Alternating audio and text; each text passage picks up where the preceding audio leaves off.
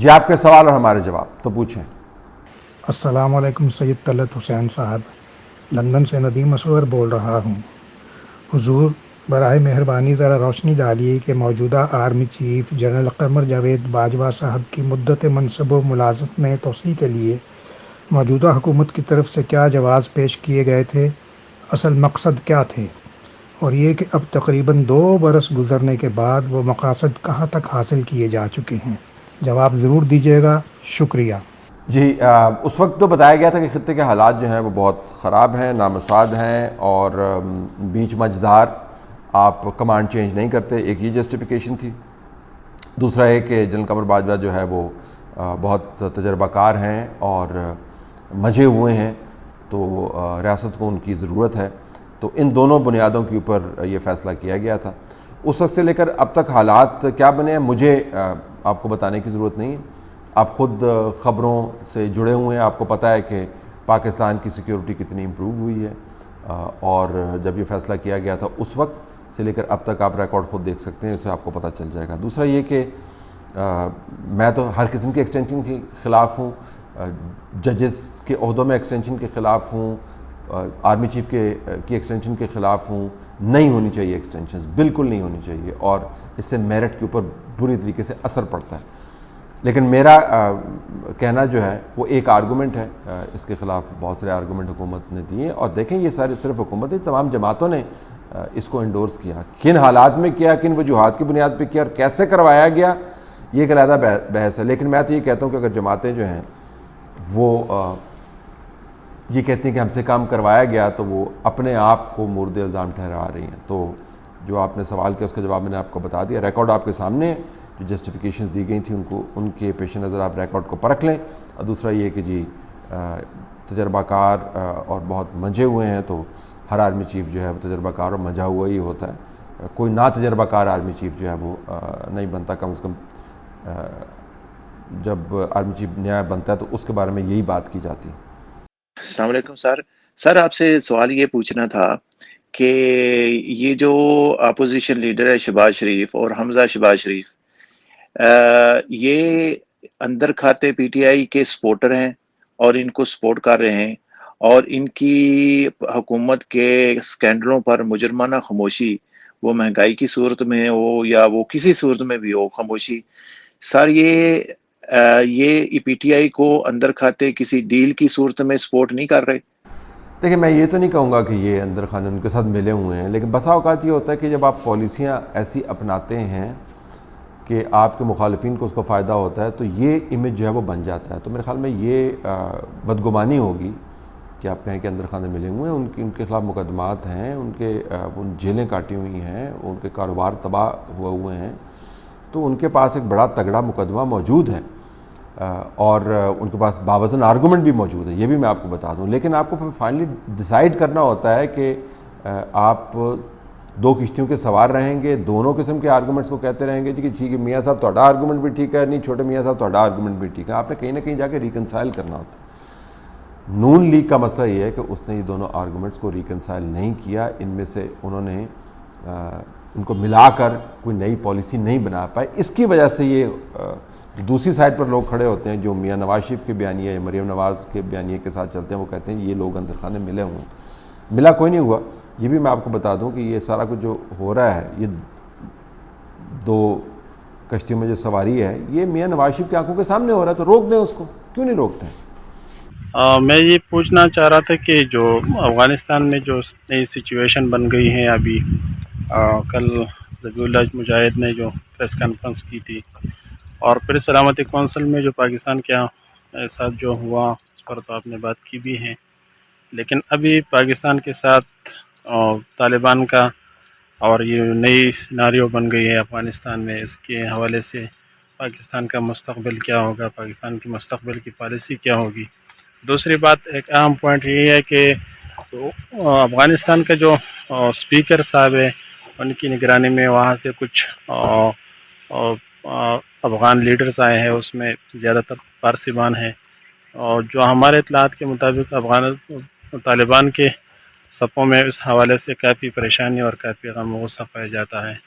تو اس حوالے سے پاکستانی اسٹیبلشمنٹ یہ کیا ثابت کرنا چاہ رہی ہے آپ طالبان کو کوئی میسج دینا چاہ رہے ہیں، یا کوئی مطلب ایسے کیا ہو سکتا ہے کہ وہاں پر ایک انقلاب کی صورت میں، یا پاکستان کی دوست کے حوالے سے جانے جانے والے طالبان کی حکومت آنے کے بعد پھر پاکستان ان کے دشمنوں کو، یا وہ جو سمجھتے ہیں کہ ہمارے مخالف لوگ تھے، یہ جو فارسی بان تھے یا جو دوسرے اور جو وفد آئے ہیں، تو اس حوالے سے پاکستان کی سیاست پر اور امارت اسلامیہ کے ساتھ آئندہ ان کی جو کوارڈینیشن ہے اس پر کیا اثر پڑے گا؟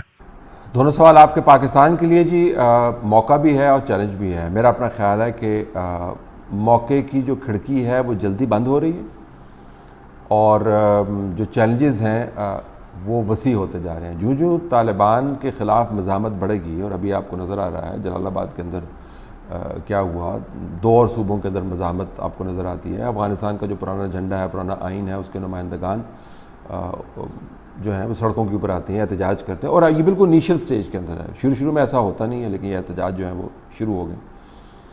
تو پاکستان کے مسائل بڑھ جائیں گے. جو ان کے معاشی مسائل میں اضافہ ہوگا، تو پاکستان کے مسائل بڑھ جائیں گے. ان کا اندر کا جو کانفلکٹ ہے وہ سپل کر کے پاکستان کے اندر آئے گا. تو میرے خیال میں چیلنجز ہمارے لانگ ٹرم زیادہ ہیں. یہ ذرا عید کے بعد ہم نے سوئیاں پکائی ہیں، اس طرح کے کام پہلے کرنے چاہیے تھے، ہم نے پہلے نہیں کیے.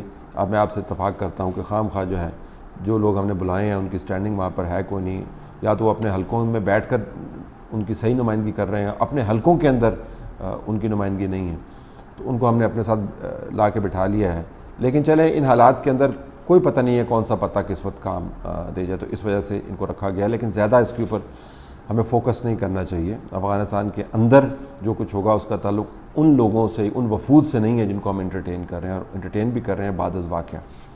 طلعت بھائی، میرا آپ سے یہ سوال ہے کہ نواز شریف کے اس بیانیے کے مارکیٹ میں آنے کے بعد کہ ووٹ کو عزت دو، یا اسٹیبلشمنٹ یا اداروں کو بھیجا مداخلت نہیں کرنی چاہیے، اور اس میں کوئی شک نہیں ہے کہ وہ ایک بہت بڑے صوبے کی نمائندگی کرتے ہیں، تو اس بیانیے کے آنے کے بعد کیا ہمارے معاشرے میں، ہمارے ملک میں کوئی ایک لکیر، واضح لکیر نہیں کھنچ گئی ہے، اور سب چہرے نظر نہیں آ رہے کہ کون کس طرف کھڑا ہے؟ چاہے میڈیا آپ دیکھ لیں، چاہے پارٹیاں آپ دیکھ لیں، چاہے اعلیٰ عدالتی کوئی جج آپ دیکھ لیں، بالکل ایک واضح ڈویژن نظر آ رہی ہے، اور ایک ریزسٹنس، ایک مزاحمت سی نظر آ رہی ہے. تو کیا یہ خوشائند بات ہے ہمارے ملک کے لیے، یا بھی دلی دورست؟ میر اعجاز ٹنڈو، جان محمد سندھ سے بول رہا ہوں. جی بالکل، نواز شریف صاحب کا جو نعرہ ہے ووٹ کو عزت دو، اس سے یہ تقسیم آپ کو واضح نظر آتی ہے. لیکن تاریخ کو ذرا آپ کھلے ذہن سے پڑھا کریں. یہ نواز شریف صاحب نے یہ نعرہ انوینٹ کیا ہے، ووٹ کو عزت دو، لیکن ووٹ کو عزت دلوانے والی باتیں جو بڑی پرانی ہیں. اس وقت کی باتیں ہیں جب نواز شریف صاحب خود جو ہیں تاریخ کے اس طرف ہوتے تھے جہاں پر ووٹ کی کوئی زیادہ عزت نہیں ہوتی تھی. اس وقت کا نعرہ چل رہا ہے، اور جب نواز شریف صاحب کی جماعت کے اوپر خود وزن پڑا ہے تو ووٹ کی عزت یاد آئی. اس سے پہلے جو ہے کوئی اتنی زیادہ ووٹ کی عزت کی بات نہیں کی جاتی تھی. ہم تنقید نہیں کر رہے، صرف فیکچول آپ کو بیانیہ دے رہے ہیں. لیکن ایسے نعرے، ایسی تقسیم، ایسے معیار بہت ضروری ہیں ہر دور میں. تو اس دور میں نواز شریف کی جماعت نے علم اٹھایا ہے تو بہت ضروری ہے، اور اس علم کے نیچے آپ کو اصول والے اور وصول والے دونوں نظر آتے ہیں. تو اس وجہ سے یہ ڈسٹنکشن جو ہے، اگر اس نعرے کی وجہ سے ہو رہی ہے، جو کہ ہو رہی ہے، تو یہ بہت ضروری ہے. جیت ہار میٹر نہیں کرتی. آپ کو یہ پتہ ہونا چاہیے کہ کون سچا اور کون جھوٹا ہے. تاریخ کا یہی فیصلہ بڑا ہوتا ہے. تاریخ میں اگر آپ تاریخ کسی کو اگر کوئی جھوٹا ثابت کر دے تو اس کے 100 نمائندگان بھی ہوں گے اس کو سچا نہیں بنا سکیں گے. تو تاریخ کے فیصلوں کا انتظار کرنا چاہیے، اور تاریخی طور پر فیصلے کرنے میں یا تاریخ کے فیصلے ہونے میں ایسے نعروں اور ایسے نظریات کی بڑی اشد ضرورت ہوتی ہے. طلعت صاحب، میرا آپ سے سوال 14 اگست کی سیلیبریشنز کے حوالے سے ہے. حکومتیں آتی جاتی رہتی ہیں، حکومتوں کی پالیسیاں مختلف ہوتی رہتی ہیں، لیکن عوام جس طریقے سے اب 14 اگست منا رہی ہے، کیا یہ کوئی ایتھیکل طریقہ ہے؟ کیا یہ کوئی مہذب قوموں کا طریقہ ہے؟ آزادی کے دن پر کیا ہمیں یاد نہیں کرنا چاہیے کہ اس آزادی کے لیے ہمارے کتنے لوگ شہید ہوئے، اس کا مقصد کیا تھا، اور آج ہمارے ہمسائے ممالک یا باقی ممالک جو ہمارے ساتھ آزاد ہوئے وہ کہاں پہنچ گئے ہیں، ان کی ترقی ہو چکی ہے، ہم کس کو فالو کر رہے ہیں؟ نہ کہ ہم سڑکوں پر باجے بجا رہے ہیں، سڑکوں پہ ٹریفک بلاک کر رہے ہیں، ون ویلنگ کر رہے ہیں، اور یہ سارے ون ویلنگ کرنے والے وہ ہیں جن کے بیشتر کے پاس لائسنس ہی نہیں ہے، ہیلمٹ پہننے کا کانسیپٹ نہیں ہے، اس کے علاوہ جھنڈے کم اور باجے زیادہ نظر آ رہے ہیں. اور یہ جو سڑکوں پہ باجے اور جھنڈے فروخت کرتے ہیں یہ لوگ، ان کی کوئی پالیسی ہے کہ ان کو کیا چیزیں الاؤڈ ہیں بیچنے کی؟ اور کیا یہ اگلی دفعہ ہم امید کر سکتے ہیں کہ کوئی بہتری ہوگی اور یہ شور شرابہ نہیں ہوگا؟ کیونکہ بہت سے لوگ پریشان ہو جاتے ہیں کہ 14 اگست آ گئی، بس اب ہمارے کانوں کی سختی آ گئی، اب ہمارے سکون برباد ہو گئے، اور جو ہمارا نیک مقصد ہے اس 14 اگست کے دن کو منانے کا وہ بالکل ختم ہو چکا ہے. آپ کیا کہتے ہیں اس بارے میں؟ جی اب میں اس کے اوپر اب کیا کہوں، آپ نے میرے دل کی بات کر دی ہے. ایک تو دنیا بھر میں ظاہر ہڑبونگ ہوتے ہیں، آپ کوئی ٹورنامنٹ جیت جائیں تو لوگ گاڑیوں پر باہر آ جاتے ہیں اور بھونپو بجا رہے ہوتے ہیں اور سیلیبریٹ کر رہے ہوتے ہیں، سڑکیں چوک ہو جاتی ہیں. یہ ہوتا ہے، ٹورنامنٹ جیتنے پر ہوتا ہے، آزادی کی سیلیبریشنز کے اندر ہوتا ہے. لیکن ہم نے جو ہے وہ اب اس کو ایک نئی انڈسٹری میں تبدیل کر دیا ہے. گریسفلی ہمیں کام کرنے کا طریقہ سیکھنا چاہیے. میرے خیال میں فائر ورکس جو ہیں بہترین طریقہ ہے.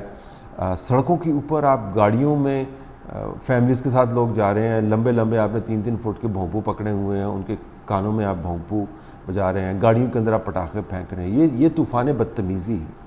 طوفان بدتمیزی کو آپ سیلیبریشنز کا نام نہیں دے سکتے، لیکن ہم نے وتیرہ بنا لیا. میرے خیال میں یہ بھونپوؤں کے اوپر تو یہ نوائز پولیوشن ہے، یہ لوگوں کے حقوق کی پامالی ہے کہ آپ موٹر سائیکل کے اوپر بیٹھے ہوئے ہیں اور یا گاڑی کے اندر بیٹھے ہوئے ہیں اور آپ نے بھونپو 3 فٹ کا نکال کے دوسرے کے کان کے ساتھ لگ کے بجا دیا اور اپنے خوش ہو رہے ہیں. یہ وائلیشن ہے. تو یہ ان کے اوپر پابندی لگنی چاہیے. تو حکومت سمپل ہے، اس کو مینوفیکچر نہ ہونے دے. اور لیکن یہ جو ہے جو اچھے ٹرینڈز ہیں پتہ نہیں ہم ان کو کیوں نہیں اپناتے، اور اس قسم کے جو ٹرینڈز ہیں ان کو ہم مادر پدر آزادی پتہ نہیں کس طرح دے دیتے ہیں. پھر بعد میں کہتے ہیں ہاں جب کوئی حادثہ ہو جائے گا، جب کوئی لڑائی ہو جائے گی، خون خرابہ ہو جائے گا، تو پھر یاد آئیں گے جی یہ بھونپو جو ہیں یہ نہیں ہونی چاہیے. لیکن میرے خیال میں نوائز پولیوشن پھیلاتے ہیں، دوسروں کے حقوق کے وائلیشن ہے. ان کو یا بین کریں یا پھر ان کو ایک خاص حد میں رکھوا کے لے کے آئیں. لیکن ایسے موقعوں کے اوپر لوگ پھر اپنے طریقے سے سیلیبریٹ کرتے ہیں. جب موب اکٹھا ہو جاتا ہے تو اس کی مینٹیلٹی اور ہو جاتی ہے. لیکن اس کی کوئی گنجائش نہیں. میں آپ سے اتفاق کرتا ہوں. السلام علیکم طلعت بھائی، میرا نام فرح شاہد ہے، میں لاہور سے بات کر رہی ہوں. میرا آپ سے سوال ہے کہ وزیر اعظم صاحب نے بڑے فخر سے 16 اگست کو سنگل نیشنل کریکولم لانچ کیا ہے، اور ساتھ ہی اسکول والوں کو آپشن دی ہے کہ وہ اپنی ریکمینڈڈ بکس کے لیے NOC لے سکتے ہیں. اب ہر لیڈنگ اسکول نے NOC لی ہے اور اپنی بکس پڑھا رہے ہیں. پھر یہ سنگل نیشنل کریکولم تو نہ ہوا، اس پر ذرا روشنی ڈالیں. جی بالکل، جو سنگل کریکولم ہے اس کا بہت بڑے بڑے مسائل ہیں، اور یہ آپ نے ایسے طریقے سے لاگو کیا ہے کہ جو ہمارے بعد میں گلے پڑے گا. اور آپ نے ایگزیمپشنز بھی کریٹ کی ہیں. اگر کسی شفقت محمود صاحب نے اپنے ٹویٹ میں کہا ہے کہ انہوں نے کوئی ایگزیمپشن نہیں دی، کوئی اسکول اس سے ایگزیمپٹ نہیں ہے. یہ اسکولوں کو انہوں نے سہولت دی ہے کہ اس کے علاوہ اگر آپ نے اضافی کتابیں لگانی ہیں، پڑھانی ہیں تو پڑھا لیں. لیکن بہت ساری چیزیں ہیں جو آپ نے لاگو کرنے کا طریقہ اختیار کیا ہے، جو اس کے لوازمات ہیں وہ قابل عمل نہیں ہیں. میرے خیال میں اس کی وائلیشن زیادہ ہوگی اور اس کی تعمیل جو ہے وہ کم ہوگی. آپ اس کو اس طریقے سے انفورس نہیں کر سکتے.